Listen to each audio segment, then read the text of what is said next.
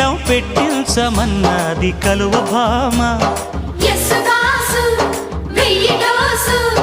ఎక్కడో పుట్టింది చీమ, ఉప్పెనలా ఉబికింది ప్రేమ.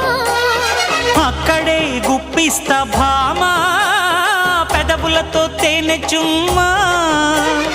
అమ్మని జిమ్మడా హత్తుకో పిల్లడా, పొంగుతోంది పాల మీగడా. నిన్నేమడగను ఎట ఎట ఎట అడగను, ఒకసారి ఒడిలోకి రారమ్మని.